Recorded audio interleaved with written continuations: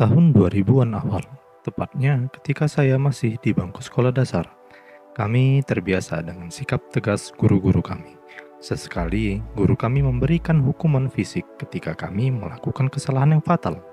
Dan itu benar-benar membuat kami sadar akan kesalahan yang kami lakukan. Tapi hal itu tidak sedikit pun membuat kami merasa marah, apalagi dendam. Kami tahu kalau guru kami melakukan itu semata-mata untuk kebaikan kami.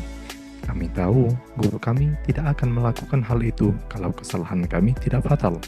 Dan kami tahu bahwa itu cara yang ampuh untuk selalu mengingatkan kami untuk tidak mengulangi kesalahan yang sama, sehingga ikhlas kami menerimanya.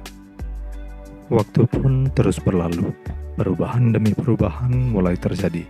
Pemikiran-pemikiran lama mulai terganti, sudut pandang mulai berubah. Sesuatu yang dulu dianggap layak, hari ini tidak lagi. Hukuman tidak lagi dianggap sebagian dari pendidikan. Tapi waktu akan menjawab kebenaran dari hal itu. Hari ini anak-anak kita tidak akan lagi melihat perbedaan sikap ketika ia melakukan kesalahan yang kecil ataupun kesalahan yang besar. Karena kesalahan apapun yang ia lakukan, ia hanya akan menerima teguran dan nasihat. Sehingga ia tidak benar-benar dapat membedakan mana kesalahan yang kecil dan mana kesalahan yang besar. Semua terlihat sama di matanya. Tidak ada tindakan tegas yang menuntut ia untuk berubah. Benar memang, tegas tidak selalu dalam bentuk hukuman. Tapi kita juga harus tahu bahwa setiap anak memiliki karakter yang unik. Mungkin sebagian anak akan dengan mudah menerima teguran ataupun nasihat. Tapi bagaimana dengan sebagian lainnya? Apakah mereka tidak memiliki hak untuk diluruskan? Bagaimana jika kita memperlakukan mereka sama dengan mereka yang memang mudah diingatkan dengan kata-kata? Sehingga mereka yang sedikit sulit menerima nasihat cenderung melakukan kesalahan-kesalahan lainnya. Sehingga pada akhirnya tumbuh menjadi pribadi yang kurang bermoral.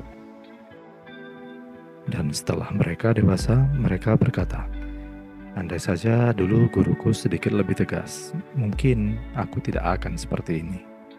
Pertanyaannya, harus dengan apa kita menjawab?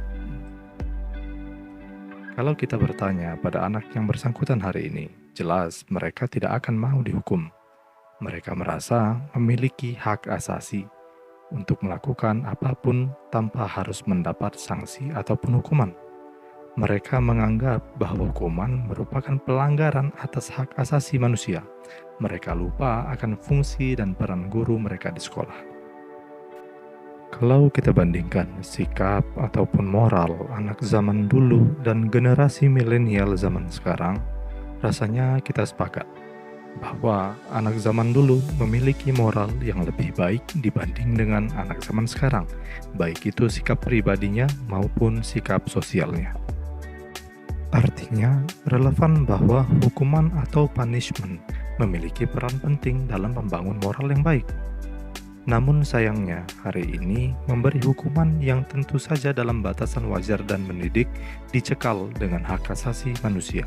Sehingga kita berada dalam sebuah pilihan yang kurang fair antara hak asasi atau moral.